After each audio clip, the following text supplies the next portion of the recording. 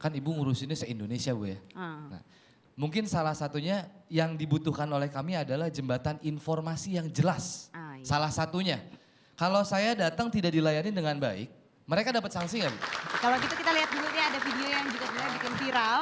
Kita lihat seperti apa viralnya dan apa kata Ibu Menkes.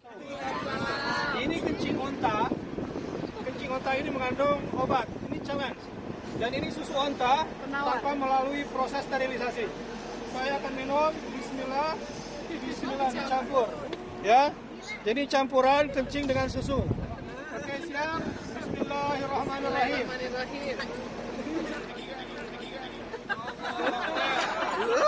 Rasanya agak-agak pahit-pahit dikit. Dan ada kayak gitu-gitulah rasa-rasa. Ke kamera dong, ke kamera. Oke, challenge lagi. Dan penelitiannya ini dapat menyembuhkan sel-sel penyakit sel kanker di dalam tubuh manusia. Dan ini bagus buat pencernaan. Dan Nabi SAW sudah merekomendasikan. Tapi secara medis itu bener gak sih nyembuhin sel-sel kanker? Kencing Saya ontanya. nggak bilang sel kanker. Jadi gini, apapun saya juga percaya, apa yang ada di dunia ini mungkin ada manfaatnya. Tapi harus dengan tentu diteliti dulu. Jadi kalau tadi air seni onta tadi ya memang betul mereka ada penelitiannya. Tetapi bukan berarti mentah-mentah diminum. Jadi yang diambil mungkin ada sel apa. Tapi gunanya buat apa ya itu yang kita harus pelajari. Jadi artinya memang kita harus selalu saya mengatakan yuk kita berpikir, kita mungkin suatu saat kita memerlukan dalam hal ini tapi harus dilakukan penelitian dulu, uji coba dulu, itu ada clinical trialnya sampai ke biasanya keempat ya, bahwa betul-betul bermanfaat kan enggak. Sama vaksin tadi, vaksin kan juga gitu ada kuman, emangnya kita telan kumannya aja langsung enggak kan? Nah itu kan ada penelitiannya yang akhirnya membuat namanya vaksin. Kalau dari sisi regulasi kan jelas ya, kalau dia masuk obat itu berarti harus ada zat aktif, Iya. harus ada animal experiments, ada clinical trial dengan berbagai level. Iya. Sesudah itu terbukti baru sah. Baru sah, Dan betul. kalau tidak dilakukan ini, tidak ada pembuktian, tidak boleh sama sekali. Betul. Tapi mereka berlindung kan di makanan atau itu bagaimana caranya Bu? Apakah di KPI-nya yang kita pegang atau memang cara-cara ini sebenarnya tidak evidence based? Ya, Dan walaupun tadi mereka berlindung di makanan, tidak di Ya. obat. Oke. Nah ini gray areanya kalau bagaimana Bu? tadi dia sebut kok sembuh dari cancer, jadi obat mereka. Obat. Jadi kami satu KPI barangkali harus karena ini belum ada penelitian betul yang tadi Pak Fasi. In vivo-nya ada apa? In vitro, kemudian clinical trial ketiga terbatas, baru bisa menjadi clinical trial keempat. Yang ini harus dilakukan, saya kira semua apa yang kita harus berikan kepada manusia harus melewati Atau kenapa ini. nggak dilihat Oke. sisi positifnya? Ya kan begitu ada seperti itu, dilakukanlah Ya, eksperimen-eksperimen. Mungkin kalau misalnya oleh kedokteran kita kan, siapa tahu memang ada sisi positif. Ya, tapi nanti kan kalau tadi misalnya dibilang ternyata seni onta kita ini bagus, ontanya saya- nggak ada di sini. Ontanya mana? Ini penjual dong. ontanya ada. Ada. Oke baik, ini kita sudahi dulu onta-ontanya, perbincangan soal onta dan kesehatan. Sebelum saya soal emoticon, ini nanti saya ingin kasih pertanyaan dulu nih Bu Nila. Ini kan banyak yang tahu ibu sebenarnya suami ibu kan dulu menteri juga, dokter juga. Nah kemudian di rumah itu sebenarnya kalau sakit siapa yang ngobatin Bu? Dua-duanya dokter, dua-duanya menteri juga gitu. Sebenarnya nih siapa yang ngobatin, siapa yang jadi bosnya kalau di rumah? Kebetulan kita suami istri dokter. Ataupun juga salah satu dokter, kok kita tahu ada yang sakit dan kita mengerti bisa mengobati ya boleh juga. Tapi saya juga punya BPJS, jangan bilang enggak. Jadi kalau misalnya saya harus sampai, nih baru-baru ini deh, saya sakit terus tangan saya. Mula-mula saya pikir ya biasalah encok kayak apa kayak bilang itu.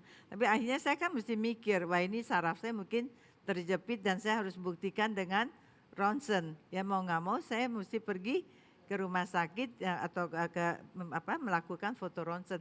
Ya pakai BPJS dong. Kan Jadi nggak diperiksa pegawai- sama suami sendiri enggak dong? Bu? Kenapa? Nggak diperiksa sama suami sendiri? suami saya ahli kebidanan, bukan ahli tulang. Jadi bagaimana? Dia nggak tahu Bisa tulang langsung ke rumah menular. sakit. Baik, oke. Sekarang kita siap-siap untuk emoticon. Ini pertanyaannya untuk seluruh panelis kita pada hari ini. Kita kan tadi bahas soal Ibu Nila nih. Ibu Nila udah ngomongin banyak hal begitu ya. Tanggapannya soal Ibu Nila bagaimana terkait dengan emoticonnya? Coba boleh tunjukkan. Mengapa saya menjawab ini? Karena ada Ibu Nila itu mengontrol Undang-Undang Kesehatan nomor 36 tahun 2009 dan kemudian ada PP-nya nomor 61 tahun 2014 dan Ibu Nila sendiri yang mengeluarkan keputusan Menteri Kesehatan nomor 3 tahun 2016 tapi tidak diimplementasikan dan banyak orang menunggu. Nah itu terpaksa saya tidak puas. Bang Iya. Effendi. Saya mengapresiasi karena dua hal. Yang pertama, saya tahu bahwa ini era sudah berbeda ya dengan otonomi daerah. Kementerian Kesehatan itu kan nggak punya langsung semacam koordinasi sampai ke kepala dinas, rumah sakit umum daerah, atau puskesmas gitu ya. Seakan-akan berjalan sendiri-sendiri. Jadi pasti ada kelemahan-kelemahannya, namun sudah mulai berusaha keras. Tapi pada sisi lain, saya juga mengharapkan bahwa belum lama ini kan Bapak Presiden kita tuh meresmikan GBK kembali ya. Mudah-mudahan kita tunggu nih standar pelayanan minimal kesehatan. Oke. Itu kapan tuh betul-betul diresmikan kembali, Oke, dinyatakan dengan sungguh-sungguh oleh Bapak Presiden Optimis, kita. Itu ya, berarti. optimis. Silakan Prof. Saya merasa bahwa sebetulnya tugas terberat kita adalah dari kabupaten ke bawah. Jadi dana 5% melalui Kementerian Kesehatan, 10% dari total APBD, sebenarnya itu dana yang luar biasa. Tapi missing linknya bagaimana dana itu mengalir sampai ke tadi mengantar obat ke mulut pasien, kader pesandu jalan, kemudian tadi tidak hanya melayani pengobatan di puskesmas, tapi justru gerusu-gerusunya di Ya. Jadi menimbang. puas atau tidak nih dengan profil Ibu Dalam Nila dan konteks Kementerian itu Kesehatan? saya dalam pengelolaan anggaran dan insentif pada daerah masih belum puas. Oke. Ini missing link di Oke, sini. baik silakan. Saya bingung aja lah, Hah, gak ngasih bingungnya jawaban, jadi kenapa? tengah-tengah aja. Kenapa? Karena kalau ngomong kesehatan berarti sebagian dari iman. Orang yang suka kesehatan berarti beriman. Ya, harusnya kita mendukung. Silakan Kang Asep. Saya sih singkat aja Din, senang dari Ibu Nila tadi katakan ketika dokter harus punya etika, itu yang penting Bu bagi saya. Nah. Karena dokter itu yang tidak memberi keterangan benar sehingga berusaha sama KPK, ya dokter itu punya etika kan? Itu aja saya kembali lagi. Mantan hakim Bu. Jawaban Bu Menteri gitu kan? Jadi saya suka ketika Ibu Menteri mengatakan dokter harus punya etika dong. Iya, Ya, betul. betul. Yang satu Melanie, lantai, satu silakan. lantai tadi. Ini sebenarnya nggak jelek tapi juga aku nggak bisa tersenyum gitu karena basically yang aku dengar dari tadi teori as usual theoretically bagus tapi saya sehari-hari ada di lapangan benar-benar turun I don't see that gitu dan jawaban yang aku dapat dari tadi general ya akan koordinasi tapi balik lagi aku sih tidak merasa mendapat satu jawaban yang langsung strict oh ini implementasinya oh ini gini 1 2 3 gitu plannya nggak dapat jadi Oke. masih I think kondisinya masih akan sama-sama aja sih. Oke, baik Kang Dede silakan. Kalau untuk Bu Nila saya berikan ponten ini ya. Karena Ponten kebaca Ponten, banget ponten. angkatan lo, ponten. karena begini, karena saya melihat Ibu Nila ini orangnya itu cukup tenang dalam menghadapi berbagai situasi krisis. Beliau tenang dan beliau juga bisa berkomunikasi dengan baik, termasuk kepada kita kalau ada apa-apa. Namun saya melihat kalau untuk kementeriannya masih begini nih, masih tanda tanya. Kenapa? Salah satu yang menjadi dasar daripada masalah kesehatan itu tadi adalah informasi. Kementerian Kesehatan belum memberikan informasi yang baik kepada publik, itu yang pertama. Yang kedua, kalau kita berbicara Indonesia sehat, tapi pada kenyataannya tadi 180 juta orang pergi kuratif, artinya Indonesia belum sehat. Ini tugas Kementerian Kesehatan untuk membuat Indonesia lebih sehat. Programnya tentu saja bukan hanya program copy paste dari tahun-tahun sebelumnya. Jadi kurang lebih kalau digabung berdua ini antara bagus dengan ya begitulah 6,5 lah kira-kira. 6,5. Oke silakan Ibu ditanggapi nih penilaian dari para panelis. Oh saya mesti nerima aja dong.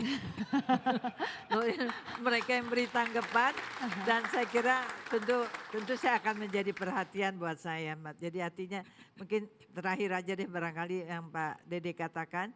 Mungkin memang betul Pak, kita harus lebih keras lagi, Kementerian Kesehatan itu harus betul-betul melihat terintegratif yang baik. Itu yang saya inginkan sekali.